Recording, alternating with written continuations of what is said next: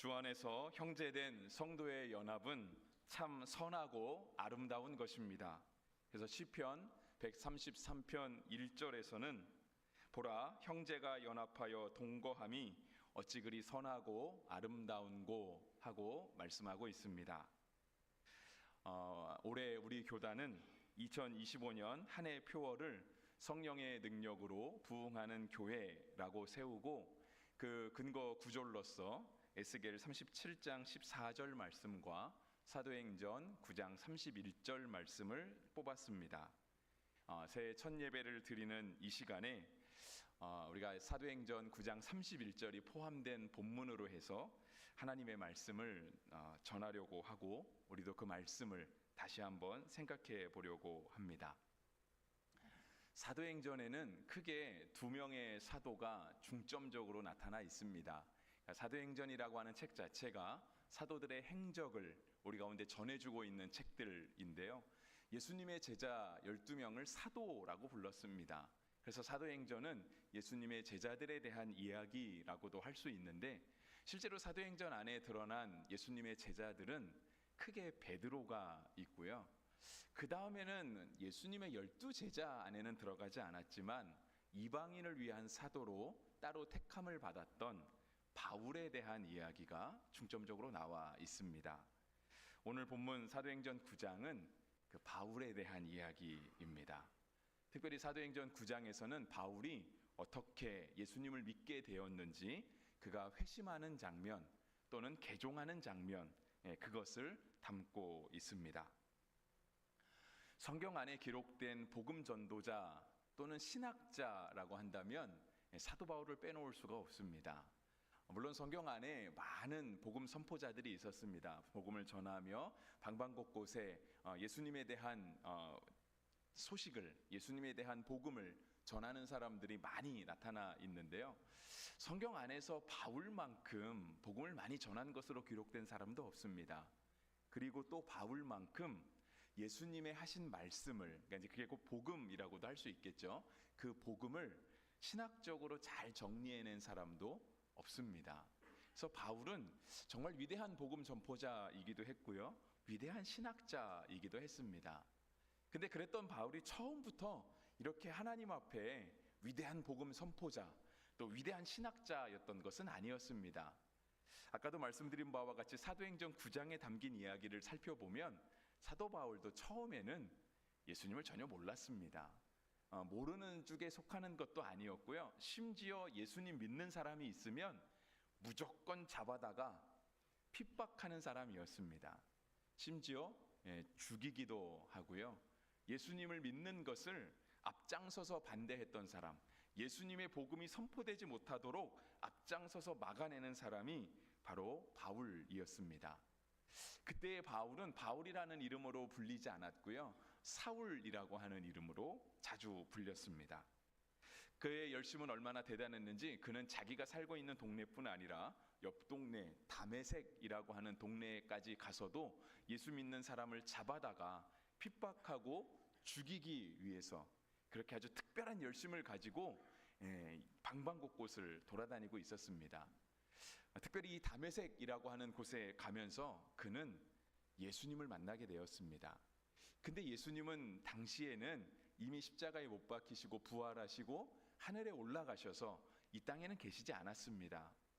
그래서 사도 바울은 생전에는 예수님을 만나지 못한 것으로 여겨지고 있는데요, 이 다메섹으로 예수님 믿는 사람을 잡아가러 가기 위한 그 도중에 아주 찬란한 빛 가운데 하늘에서 들리는 예수님의 음성을 직접 듣게 되었고요, 그는 그때 예수님을 다시 만나게 되는, 처음 만나서 그 전까지는 예수님을 이렇게 믿는 사람을 잡아 죽이는 사람이었는데 이제는 예수님의 복음을 증거하는 사람으로 변화가 되게 되었습니다.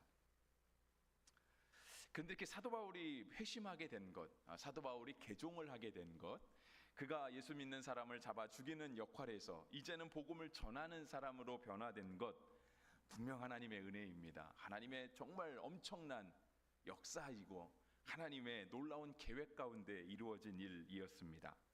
그런데 이러한 사도 바울을 바라보는 그 주변 사람들은 굉장히 당혹스러웠습니다.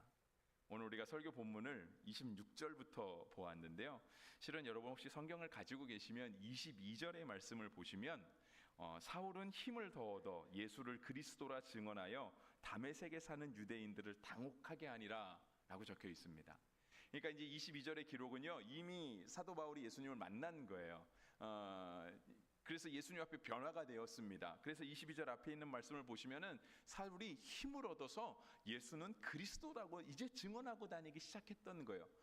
그랬더니 이것이 우리에게는 너무 당연하고 이것이 너무 하나님의 크신 은혜라고 고백이 되지만 실제로 그 시대를 함께 살아가던 사람들에게는요, 이것이 굉장히 당혹스러운 일이었다라고 하는 거예요. 우리가 쉽게 짐작할 수 있는 것과 같은 이유입니다. 왜냐하면 그 전까지 사울은 예수 믿는 사람이 있으면 잡아 죽이던 사람이었습니다. 그가 얼마나 예수 믿는 사람들을 열정적으로 핍박했는지 사도행전 8장 1절을 보시면은요, 사울은 그가 죽임당함을 마땅히 여기더라 했습니다. 여기서 그는 스데반이거든요. 스데반은 초대교회의 7명의 일꾼 중에 한 사람으로 뽑힌 그 집사라고 불리는 사람이었습니다. 근데 그가 복음을 전하고 교회를 위하여 충성스럽게 일하다가 잡힌 거예요.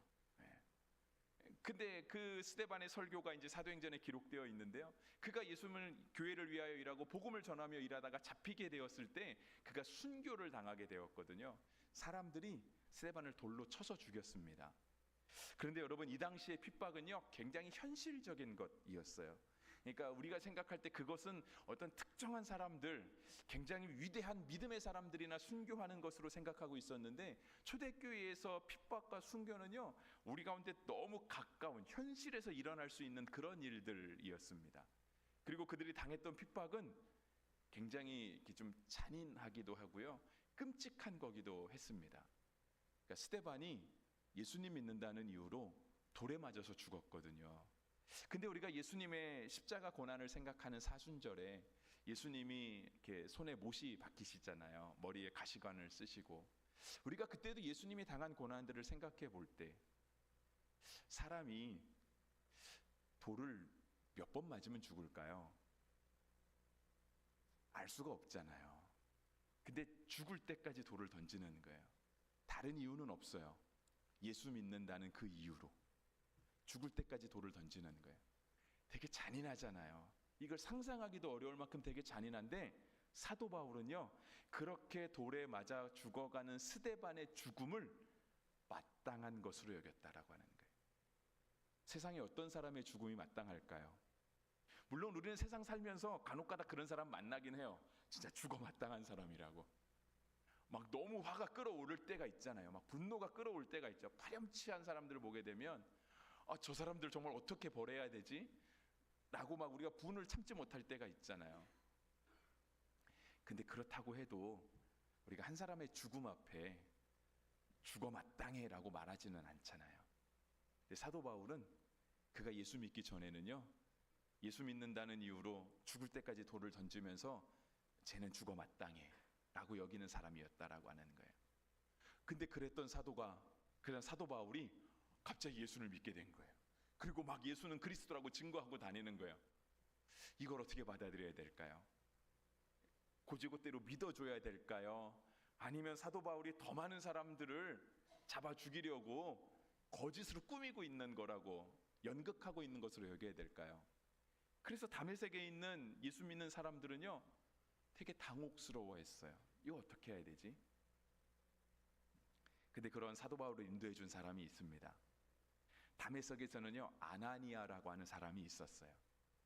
아나니아가 사도 바울이 다메섹으로 오는 중에 밝은 빛 가운데 예수님의 음성을 듣고 그가 잠시 눈을 멀게 되거든요. 너무 밝은 빛으로 인해서 그가 앞뒤를 분간하지 못할 때 그에게 가서 신앙의 길을 일러준 사람이 있었어요. 그가 바로 아나니아라고 하는 인물이었습니다.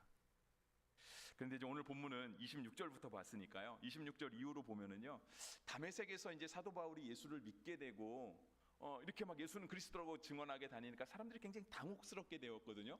근데 이제 그거를 계속해서 보는 사람들이 있잖아요. 저게 진짜야? 저게 연극이야? 라고 한참 이렇게 보고 있을 때 일정 시간 지켜보고 나니까 저거 진짜네? 라고 사람들이 확신을 갖게 된 거예요. 그래서 유대인들이 어떻게 했냐면 23절에 보시면은요, 여러 날이 지남에 유대인들이 사울을 죽이려고 공모하더니 이제 진짜가 된 거예요. 사울이 저 사람 진짜 변했구나. 근데 사도 바울은 스데반이 돌 맞아 죽는 걸 마땅히 여겼던 사람이라 그랬잖아요. 이제는 그 사도 바울을, 예전에 사울을 추종하던 그 사람들이 이제는 저 바울을 죽여야 돼. 이제 저 사람 죽여야 된다라는 거예요. 저 사람이 열심히 아주 특심이기 때문에 저 사람 저렇게 살려뒀다가는 큰일 난다는 거죠. 그래갖고 다메섹에서 유대인들이요, 이제는 사울을 죽이려고 공모하기 시작했다라는 거예요. 근데 그런 사울을 다메섹에 있는 성도들이 구해줍니다. 그를 잘 보호해서 한밤중에 성벽에 이렇게 끈을 묶어서 그를 잘 달아서 내려서 그가 다시 예루살렘으로 돌아갈 수 있게끔 그를 도와주게 됩니다. 그리고 오늘 26절에 보시면 사울이 예루살렘에 가서라고 시작하고 있어요. 이제 그가 변해서 온 거예요. 그가 예루살렘을 떠날 때까지만 해도 예수 믿는 사람들을 다 잡아오겠다고 진짜 의기양양해서 갔는데, 그가 다시 돌아왔을 때의 모습은요, 예수 믿는 사람으로 바뀌어 있던 거예요. 그래서 그의 이름도 바꿀 정도로 그가 완전히 변화된 사람으로 해서 돌아왔습니다. 그래서 그가 돌아오고 나니까 이제 사도 바울의 마음 가운데 한 이제 소망이 생기는 거죠. 예수님의 제자들을 만나고 싶은 거예요. 그래서 26절에 그랬잖아요. 제자들과 사귀고자 하나. 근데 제자들은 어떻게 해야 될까요? 이 제자들도 곤란한 거예요. 그래서 26절에 보면은요, 다 두려워했대요. 그가 제자됨을 믿지 않았대요. 근데 그랬을 것 같아요. 그거는 아마 누구도 그랬을 것 같아요. 네, 우리 같은 동포 중에 우리 북쪽에 있는 분들 있잖아요. 교회가 존재하지 않죠, 그죠? 예수님 못 믿습니다. 믿으면 큰일 나요. 다 잡혀가거든요. 근데 어느 날 갑자기 그 지도자가 갑자기 예수 믿는다고 변화됐다라고 생각해 보세요. 우리가 그걸 믿어야 될까요, 말아야 될까요? 그러니까 우리도 당혹스러울 수 있어요. 그래서 제자들이요, 다 두려워했어요. 야, 만나지 마. 만났다가 우리도 잡혀갈 수 있어. 사도들이 잡혀가서 사도들이 죽임을 당하면 교회가 무너질 수 있잖아요.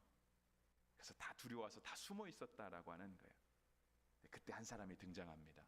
마치 다메섹에서 아나니아가 등장했던 것처럼 예루살렘에서는요, 27절에 보시면 바나바라고 하는 사람이 등장합니다. 이 바나바가 사울을 데리고 갑니다. 사울을 데리고 제자들에게 가요. 사도들에게 가요. 그래서 27절에 보시면 그가 길에서 어떻게 주를 보았는지와 주께서 그에게 말씀하신 일과 다메섹에서 그가 어떻게 예수의 이름으로 담대히 말하여 했는지를 전하니라 했어요. 바나바가 가서 사울을 두려워하면서 만나지 않으려고 하는 그 제자들에게 이 사울이 어떻게 변화되었는지, 그가 예수님을 어떻게 만났는지, 그가 예수님을 만나고 나서 어떻게 변화되었는지를요, 제자들에게 다 말해 주었어요. 그랬더니 28절에 보시면 사울이 제자들과 함께 있어 예루살렘에 출입하며, 이제 그가 예루살렘을 출입한대요. 들락날락한대요. 근데 그가 들락날락할 때 예전의 모습은 예수님 믿는 사람을 잡아 죽이려고 들락날락했는데, 지금은 사도들과 함께 복음을 전하는 사람으로 예루살렘을 출입하게 되었다라고 하는 거죠. 사울을 변화시키신 예수님, 그것도 예수님의 놀라운 은혜였습니다. 그건 예수님의 정말 엄청난 기적 같은 일이었어요. 그리고 제자들도 있잖아요. 예수님이 십자가에 달려 돌아가셨거든요. 이제는 그들이 다 두려워서 떨고 있었어요. 근데 그들에게 성령이 임해요. 그들이 교회를 세워요. 그들에게 일어나는 것도 하나님의 놀라운 일하심이었습니다. 그러니까 사울이 예수 믿게 된 것도 성령님의 일이었고, 제자들이 교회를 세우고 교회를 성령 충만하게 한 것도 다 성령님의 일이었습니다. 두 개가 다 성령님의 일이었어요. 근데 사실상은 이러한 일들이요, 하나로 합쳐지기가 굉장히 어려웠어요. 왜냐하면 사람은 두려움이 있기 때문에 이걸 어떻게 합치지? 저 사람 진짜인지 아닌지 알 수가 없는데 이거 어떻게 하지라고 하는 그 아주 어려움과 곤란함 가운데 놓여 있었다라고 하는 거죠. 근데 그 사이를 연결하는 사람이 있었어요. 다메섹에서는 아나니아가 있었고 예루살렘에서는 바나바가 있었습니다. 바나바와 아나니아가 없었다라고 한다면 실제로 위대한 복음 전도자, 위대한 신학자 바울은 사도들과 한 교회를 이루지 못했을 거예요. 사도들에게 소개되기도 어려웠을 것이고요. 우리 아까 설교를 시작하면서 살펴본 성도의 연합, 성도가 함께 동거하는 것, 그 연합함이 얼마나 아름다운가 했던 그 아름다운 연합은 이루어지지 않았을 것입니다. 우리 교회에도 새가족부 안에 바나바 하시는 분이 있잖아요, 그죠? 교회 오시면 새가족분들 앉을 자리 마련해 드리고 잘 적응할 수 있게끔 도와드리고, 또 우리 순장님들 순회 다 들어가게 되면 또 우리 새가족들 끌어주시고, 이러한 분들이 필요한 거예요. 아나니아와 같은 사람이 필요하고요, 바나바 같은 사람이 필요합니다. 모두가 다 하나님의 일하심은 맞아요. 새신자가 교회 온 것도 하나님의 일하심이잖아요. 어떻게 예수 안 믿는 사람이 교회 올 수 있을까요? 여러분, 교회 처음 오실 때 한번 생각해 보세요. 교회가 은근히 문턱이 높아요. 아무나 쉽게 들어올 것 같지만 실제로 아무나 쉽게 교회에 잘 못 들어가거든요. 여러분 혹시 다른 교회 가보셨습니까? 예전에 다니던 교회 말고, 아니면 우리 친척이 다니는 교회 말고 그냥 길 가다가 교회를 보고 그 교회에 쉽게 들어가지시던가요? 이게 잘 안 돼요. 어쩌면 우리가 예수님의 제자고 우리도 하나님의 자녀인데 왜 똑같은 교회인데도 불구하고 그게 잘 안 들어가는지 모르겠어요. 저도 잘 안 되거든요. 가서 뭐 화장실 한번 씁시다, 물 한 모금 먹읍시다, 이게 잘 안 돼요. 근데 새신자가 교회를 온다는 것 자체가 진짜 하나님의 놀라운 역사하심이 아니고는 올 수가 없는 거거든요. 그리고 우리가 모여서 이렇게 하나님을 예배하는 것, 이 늦은 시간에 새해를 맞으러 남들은 다 해 또는 그거 보러 가고 아주 좋은 사람들을 만나서 함께 좋은 시간을 갖는데, 이 한 해를 마무리하는 시간과 한 해를 시작하는 이 시간을 하나님께 예배할 수 있다는 거, 이것도 하나님이 놀라운 은혜거든요. 근데 이거를 하나로 뭉쳐주는, 이거를 하나로 아울러서 교회가 교회되게 하는 그런 놀라운 사역을 감당해주는 사람들이 있다라고 하는 거예요. 아나니아와 같은 사람이 있고 바나바와 같은 사람이 있다 하는 것입니다. 그리고 우리 교회에 그런 사람들이 더 많아져야 하는 것이죠. 그래야 하나님의 일하심, 이쪽에서 일어난 하나님의 일하심과 이쪽에서 일어난 하나님의 일하심이 서로 연합해서 하나님이 드러나게 되는 것입니다. 아나니아와 바나바의 중재로 바울은요, 그러니까 사울, 바울 같은 인물이죠. 이제는 예루살렘에 출입하게 되었습니다. 그래서 그는 어떻게 일을 하게 되었냐면 29절에 보시면은요, 주 예수의 이름으로 담대히 말하고 헬라파 유대인들과 함께 말하며 변론하니 그 사람들이 죽이려고 힘쓰거늘. 이제 예루살렘에 가서도요 열심히 또 복음을 전하고 다니는 거예요. 공부 많이 했잖아요. 위대한 신학자라 그랬잖아요. 막 따지는 거예요. 신학적으로 유대인들과 변론해서 이기는 거죠. 예수는 그리스도라고 증언하고 다니기 시작했던 거예요. 근데 여기서도 역시 이제 유대인들이 바울을 싫어하게 되는 거예요. 그런 게 있잖아요. 우리와 함께 있던 사람이 우리를 배신하면 실은 더 싫잖아요. 더 얼굴도 보기 싫고 더 뭔가를 하고 싶은 어떤 그런 더 싫은 모습이 커지잖아요. 그러니까 유대인들이 바울을 향해 그러한 마음을 갖게 되었어요. 그래서 그런지 형제들이 이것을 알고 나서요, 이 바울을, 그러니까 사울을 가이사랴에 데리러 가고 그를 다소로 보내줍니다. 그게 30절 말씀이에요. 이 다소는 바울의 고향 동네였습니다. 고향 동네는 안전한 동네잖아요. 평안한 동네, 쉴 수 있는 곳, 바로 그게 고향이잖아요. 그러니까 예수를 전하다가 죽게 된 이러한 바울, 예전에는 이 바울 때문에, 사울 때문에 이 예수 믿는 제자들이 죽임을 당하게 되고 핍박을 받게 됐는데요, 이제는 이 기존에 있던 제자들이 사울, 바울 같은 사람, 이 사람을 보호해주는 보호자가 되는 거예요. 원래는 우리가 피해자였는데 저 사람 사울 때문에 우리 형제 중에 많이 죽었는데, 우리 가족 중에도 죽은 사람도 있고 많은 모진 고문과 어려움을 겪은 사람이 많았는데, 그렇게 피해받았던 이 예루살렘의 제자들이, 예루살렘에 믿는 성도들이 이제는 바울을 보호해주는, 그래서 그가 죽게 되었을 때 이제는 그를 살려주는 그러한 역할을 하게 되었다라고 하는 거죠. 이런 놀라운 일들이 어떻게 일어날 수 있냐라고 하는 거예요. 아나니아가 있고 바나바가 있었죠. 아나니아와 바나바만 중요한 게 아니에요. 제자들도 중요했죠, 그죠? 여러분, 아무리 아나니아가 와서 사울을 잘 변호해 준다고 해도, 바나바가 와서 아무리 사울 변했다고 이제 믿으라고 좀 함께 다니라고 아무리 얘기를 해도 실제로 제자들이 받아주지 않으면 사울은 들어올 수 없잖아요. 그냥 인정은 해줄게, 너 예수 믿은 거 인정은 해줄게, 하지만 우리한테는 들어올 수 없어. 너 때문에 우리가 피해본 게 얼마나 많은데, 너 때문에 죽어나간 사람이 얼마나 많은데, 그냥 다른 데 가서 신앙생활해, 믿어는 줄게, 천국 가서 다시 보자, 이렇게 할 수도 있잖아요. 근데 이 제자들이 그런 사울을 받아주는 거예요. 우리에게 아픔을 줬던, 우리에게 상처를 줬던 그 사울, 그 바울을 기존에 있던 제자들이 받아주는 거예요. 한 교회로 품어주는 거예요. 함께 신앙생활 하자고.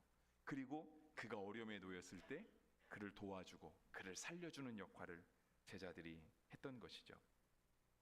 그래서 본문 31절로 가는 거예요. 오늘 사도행전 9장 31절, 우리 교단 표어, 우리가 이제 1년 동안 이거 붙여놓고 볼 건데요. 요 근거가 되는 말씀이 바로 9장 31절 말씀이거든요. 우리 9장 31절 우리 같이 한번 읽어보면 좋겠습니다. 같이 한번 보시죠. 그리하여 온 유대와 갈릴리와 사마리아 교회가 평안하여 든든히 서가고 주를 경외함과 성령의 위로로 진행하여 수가 더 많아지니라. 아멘. 진짜 이러한 일이 일어나면 참 좋겠죠, 그죠? 우리 교회뿐 아니라 이 땅 가운데 존재하는 모든 교회 안에 교회가 평안하여 든든히 서가고 성령의 위로를 진행하여 수가 더 많아지는 것, 이런 놀라운 역사가 일어나게 되면 참 좋겠습니다. 근데 이런 것이 어떻게 일어날 수 있냐라고 하는 거죠. 가만히 있어서 될까요? 여러분, 세상에 그 어떤 일도 가만히 있어서 되지는 않잖아요. 세상 일도 마찬가지지 않습니까? 아무리 작은 일이라도 가만히 있어서는 아무것도 저절로 되는 것은 없어요.